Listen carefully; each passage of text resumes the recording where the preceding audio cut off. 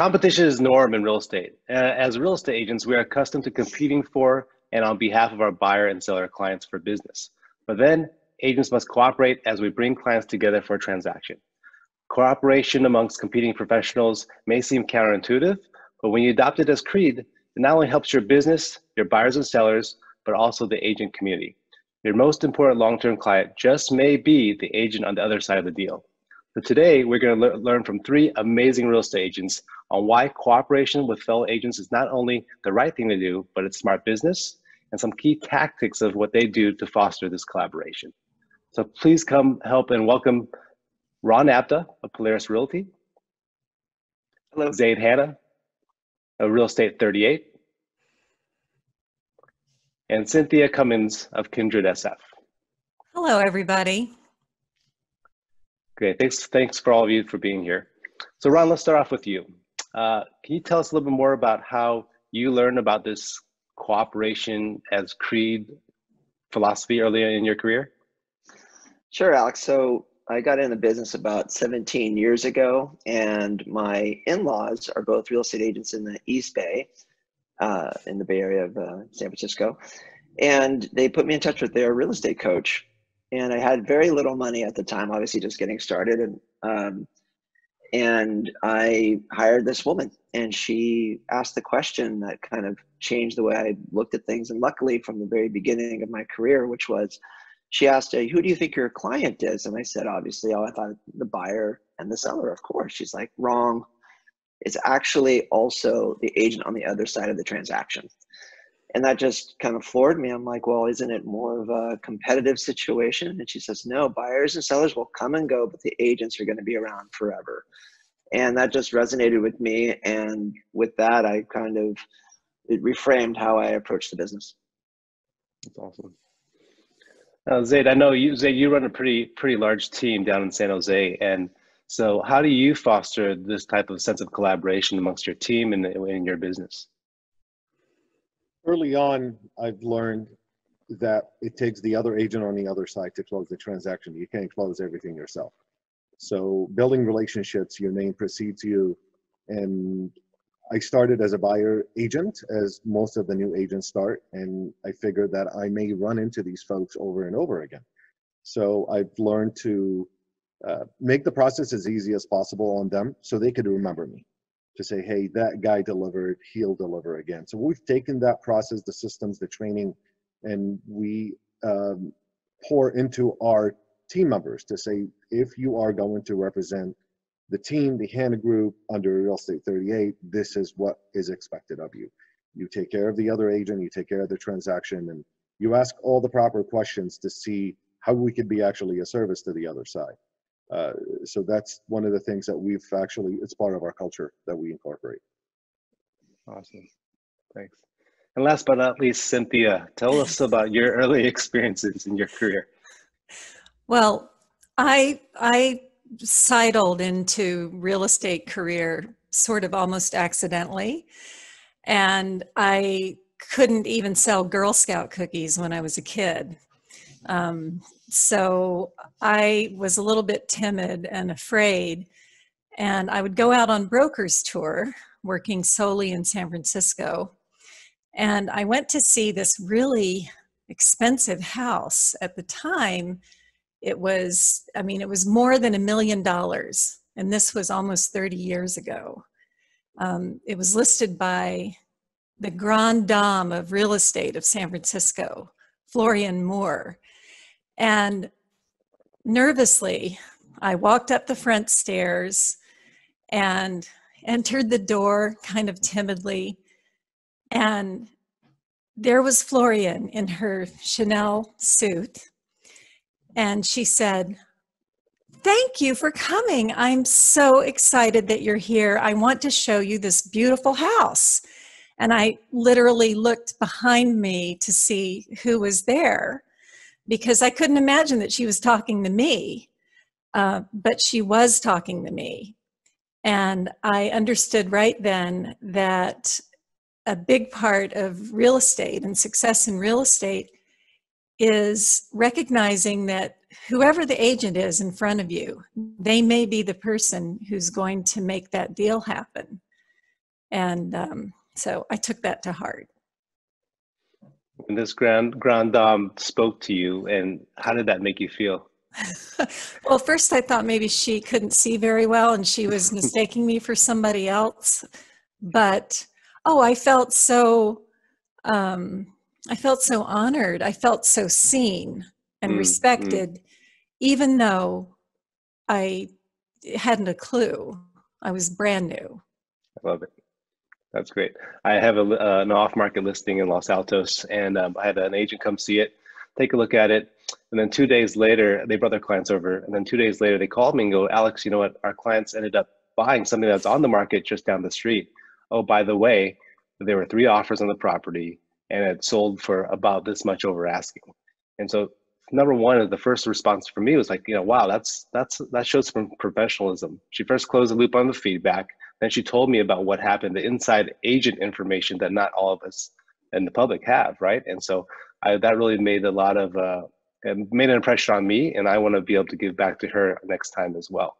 And so that's a common story that I think us agents have quite often. And so you guys have other stories that you guys could share with me in terms of, while, as Cynthia says, while you're agenting about, some stories about collaboration. I can jump in on that. Oftentimes we have listings, and used to be maybe more so in the past, where it was more competitive, in a pre-COVID world, and you'd get multiple offers, and I would go out of my way when I get that phone call, and, hey, how did you do? I've got something coming up that around the corner, and just curious. I'd love to give feedback to my seller, how you did, and kind of maybe help me influence how I price the property. And I've been very surprised at the response to the agent when I say, well, actually, I'm happy. There's a few people that didn't get it. We're pending. It's getting off my teeth to tell you who these other agents are that lost out, who had clients who lost out on my listing. Why don't you give them a call? And it's so refreshing. Maybe they're not used to hearing that sort of being that way of being so helpful, that they're shocked. And I'm shocked that more agents don't do that, to kind of try to lend a helping hand. And so that is one thing that I've done that has really, that you get the appreciation, and maybe they'll remember you in the future when you write an offer on their listing. And so it's just a nice thing to do anyway, but it's also good business. Wow. So when an agent calls you and your listing's already pending, you actually, instead of keeping that information really close and not sharing with anybody, you actually just give them everything. Yeah, that's great. Absolutely. Open kimono for sure. Yeah. Very happy. I changed out of my kimono for today. I just want you all to know. How about Zaid, Cynthia? How about you, both of you? Do you guys have some more stories along those lines? Cynthia, you can take it. Oh, well, I just want to speak to what Ron said about how, having a conversation with an agent about what's happened in a transaction, it can be such a great mutual exchange. And I'm hardworking, but I'm a little bit lazy too. I love it when things happen serendipitously. And so, and my idea of great serendipity is when I run into an agent I know, or we have a conversation and they say, hey, I have this great listing and nobody's brought an offer. Why don't you bring an offer? And then I think, maybe I will. I mean, that's just a great way to get to do business instead of grinding it out. So, yeah. Do you feel like that's harder nowadays with COVID times because we don't see each other as often? Definitely. Although, if I take the time to call agents and just say hi, or shoot them an email and say, I miss you. Or, I mean, seriously, I sometimes will email people and just say, I miss you. Mm-hmm. It's good. That can reap benefits. Yeah. And I think one of the things that I think we talked about a little bit was more so about scarcity versus abundance. And I had a coach that shared with me about how you look at either your scarcity mentality or abundance mentality, right? And Ron, you talked a little bit more about how you talk about your sharing your vendors. Could you share that with us a little bit more? Oh, yeah, absolutely. So I think we've all been in the business a while now, and you have a list of resources. So if you need a good person who can reglaze a bathtub, to paint a wall, to do this, do that. And so oftentimes you'll see these blasts by fellow agents where they say, hey, I really am in a jam. I need anybody have a good hardwood floor refinisher. And I'm very forthright with providing that, my trusted vendors, because I've been there too, where you're scrambling and thankfully in my career, I've been in the business almost 18 years. I've got a real trusted, vetted list of vendors. And I can save the other agent a lot of heartache trying to, traverse all the vendors that are out there in that particular area that they need the work to be done in. And I've got a good 2 or 3. And so I'm very forthright with providing that. And again, it's just more about this collaboration. Like, it shouldn't be always a combative relationship or harsh negotiation. It can truly be a win-win versus a win-lose scenario for our fellow agents. And I want to mention that in the middle of a transaction, you may be working with an inexperienced agent who really needs that help of, like, who should I call to come check out the HVAC system? And as an experienced agent, you can help them find a vendor who's actually competent and knows what they're doing, instead of them finding someone on Yelp who comes in and scares the bejesus out of them, right? With scary numbers. Yeah, I wanted to mention, Side makes it collaboration in this respect very easy when we through our workplace groups and so forth. There's a lot of opportunities for exchanging information with relative ease. Absolutely. Yeah, and you mentioned a little bit about inexperienced agents. So, Zaid, I mean, in terms of inexperienced agents, what advice would you give these new agents or agents that don't have the track record that you have to be able to say, hey, that the people know that you're a collaborator and that you want to foster this sense, and someone who's brand new to the business looking to, let's say, for example, present an offer to a listing agent? Just, you said it, think abundance. Not everybody is your competitor. Oftentimes when I was with my old brokerage, 3,000 agents, and oftentimes I rarely competed with the other agent in my office, and there were 65 at the time in that specific office. So I always say, look, guys, there's plenty to go around. You don't need to hoard your information. So if you're new, give. If you're going to go to a top producer and you are going to seek his advice or her advice, bring value. So if you ask yourself, what value can I bring? You know what? Go install their sign. Go run for them. What can I do for you? Let them remember you that way, to say, hey, that's a giver, that's not a taker. So be a giver. Give as much information as you or services you can actually provide to the other agent. If you're writing on one of my listings, ask the right questions. Show up as if you are already in the business. I can tell if you're 0 to 0 that you are a newer agent with your license, but that's okay if you show up with confidence. I like that. Like, I will take your offer and say, you know what? This agent is actually going to perform and appreciate this, versus somebody with a 001 that's going to be cocky or tell the listing agent what to do. So keep that in mind. If you're a newer agent, again, be a giver, have abundance mentality. It'll come back to you. If I could add also, maybe more of a confession, is that I from time to time I will watch $1 Million Listing.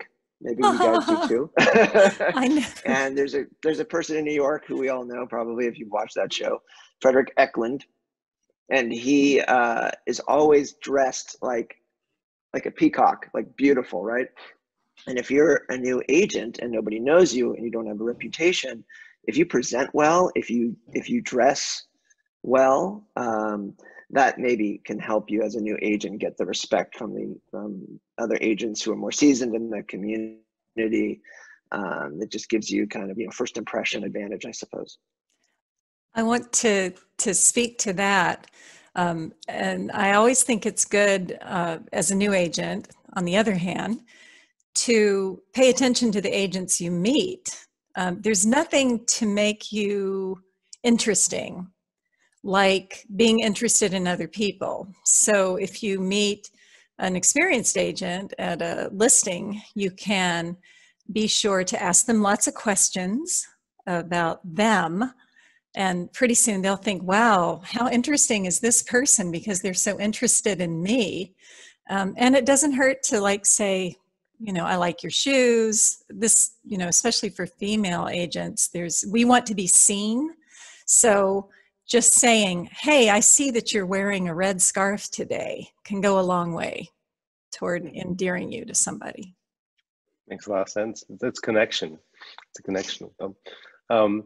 I had an agent come present an offer on one of my listings, and we're in the office. And after he presented the offer at the end of the meeting, he said, Alex, by the end of the year, I'm going to beat you in the number of Yelp reviews. And I was like, probably not the best way to end the meeting if you want to really become a collaborator. I'm sure you guys have some stories like that as well on the opposite side of someone that's like, what not to do in terms of non-collaboration? What do the agents do that show that they're non-collaborative? I can take you go, Zaid. They've got a long list.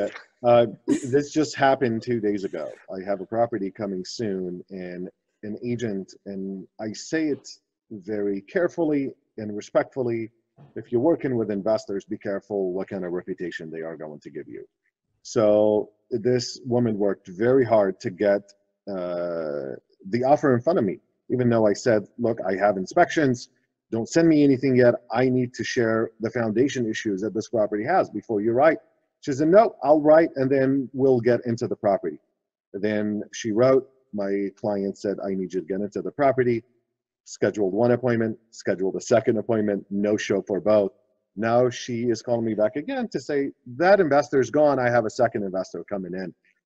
Oh yeah, she didn't get the nice date at that time, right? So I just said, respectfully, my seller is rejecting every offer you're gonna bring to the table because of the way you represented yourself. So don't waste anybody's time, respect people's time. We work very hard, so are you, and we know that. But just go about it the right way. Ask the listing agent, what are they looking for, right? Write the perfect offer for the listing agent too, not only for the seller, in order for the offer to be accepted, because we fight for you too. Well, my fighting metaphor is that a lot of times agents come out like boxers in the ring, right? You know, they come out, they're just like, they posture, they start kind of having at each other in a negotiation.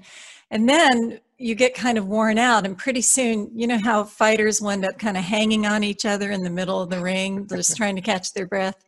Well, that's really where you are with the other agent. You know, the other agent is probably your best friend in any transaction, you know, especially while the sellers and the buyers are duking it out. So just keep in mind who your friend is. It's the other agent.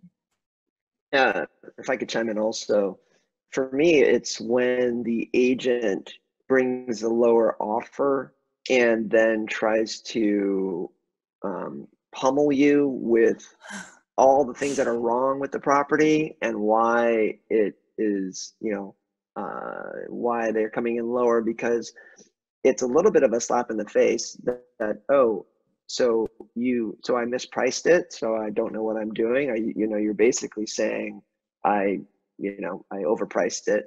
And there's just, instead of doing it that way, you can still communicate a below asking offer in a nice way without having to add all the noise around, you know, the negativity around the property or the things that are bad about it, because that's not going to make me want to work with that agent, because either it's going to offend me or offend, you know, because they're saying that that I mispriced it and that I was wrong in how I presented the property, even though maybe it's seller influence pricing. But then also just subconsciously, like, why would I want to work with somebody who's combative? And so in that way, or you know, trying to beat me up. It's not, I'm going to shield that from the seller anyway, because the seller doesn't need to hear that. And instead you can be nice and go, hey, you know what? I know it's a little bit below asking. This is the best my clients can do on this property. I hope, it doesn't have a finance contingency or an appraisal contingency, hopefully we can make this work. So instead of putting a spotlight on the negatives, focus on the positives. Mm-hmm. And subconsciously that'll make me realize, okay, this is a collaborative person. I want to maybe I can get the seller to work with this offer, maybe counter it instead of not countering it at all, or whatever. That's kind of the feedback I'd give on that. Yeah, I took a negotiation class, and it was funny. It's like, a winner versus a loser is like the common, view of negotiation. But actually, they talked to the coach about how both sides can add value to the transaction and walk away with more than they came with. So why do you guys think that there's so many agents that actually look at it in that kind of winner versus loser mentality? There are a lot of cultures out here where we come from originally, it was like that. We were taught by our parents, it was the norm. I have to be the other side. So oftentimes you have to step back and say, okay, how can I actually win-win? And without beating the seller down, or actually giving them 2 days worth of rent back for free just to get out of the home. The little things that the other side will remember you by, or even stepping in during negotiations to say, how can I help to get my offer accepted, versus I have all cash and I will beat everybody. Well, typically a non-contingent offer that's 30,000 higher than you is also all cash once the deposit goes in. But considering that, adapt the culture locally, that will go a long way versus what you've learned from childhood. Yeah, that's great. So how about specific tactics? I know we've talked a lot about the why and why it's important to collaborate and foster this collaboration amongst our professional or within our industry. What are some specific tactics that you have used to foster this collaboration, or maybe some specific tactic that someone used on you? I can jump in on that. One thing that I do that I think has really helped me out years down the road is a gifting program. And so not just for your buyers and sellers, but also for the agent on the other side.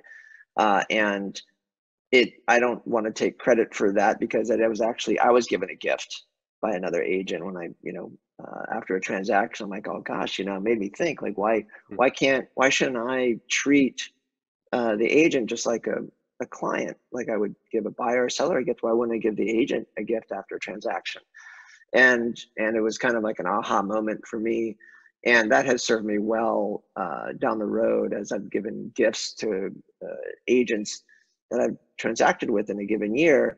And oftentimes these people you'll do multiple transactions with, right? And so on the next transaction or offer date or whatever, your offer, maybe you'll get that phone call from that agent saying, hey, there's 4 offers. Your client isn't the highest, but if you do this, we'd love to work with you. We've worked well together in the past. If your client can hit this number, it's yours. And maybe that call wouldn't have happened if there wasn't more of a collaborative approach. And maybe if you didn't give them that gift, a thank you note. It doesn't need to be a big monetary item. It could be just a small thank you note, and maybe a simple as a Starbucks card or something.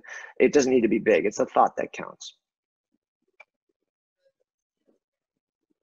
How was Cynthia? Zaid, any tactics on your end?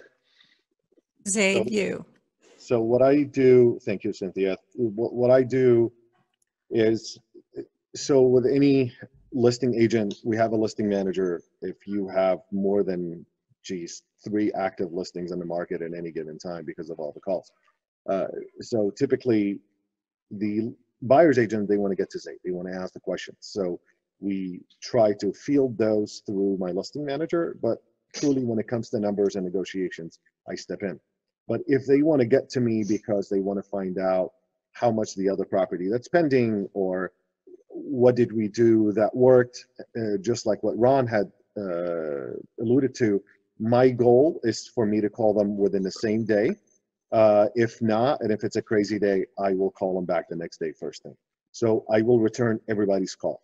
When we're on the buy side and we're representing the buyer, after every transaction, when it closes, in fact, it's a checklist that goes in my calendar that I will call the listing agent to thank them for giving us the opportunity, and I will actually survey my agent to say, how did we deliver? How did my partner agent do? And how did my concierge service do? The TC side, did we deliver a smooth transaction? I look forward to another one. So that goes out every single time. I know Zaid and Ron have spoken about, you know, scarcity mentality and abundance, and you too, Alex. I think that generosity and gratefulness go a long way in enhancing our daily lives. If we practice that every day, it makes life better. And there's no reason that shouldn't apply in real estate. And so I try to make a point of expressing gratitude and being generous every day. And that can just maybe take the form of a quick sentence on a phone call saying, you know, I really appreciate that you let us come 10 minutes early to the showing. Or if it's been a particularly difficult transaction, I like to say, you know, the harder the deal, the bigger the bouquet of flowers that I send to the agent at the end. So and I think it brings more joy to our work to continually look for connections and ways to feel happiness and joy in the work we do and the service we provide. That's great. Well, Ron, Cynthia, Zaid, thank you guys for spending time to chat with me about collaboration. I learned a lot myself and how to lead with this like collaborative mindset. And it obviously shows that you three are some of the best in the business. So thank you so much. And I look forward to collaborating with you in the future. Thank you. Thanks, Alex. Thanks, everybody.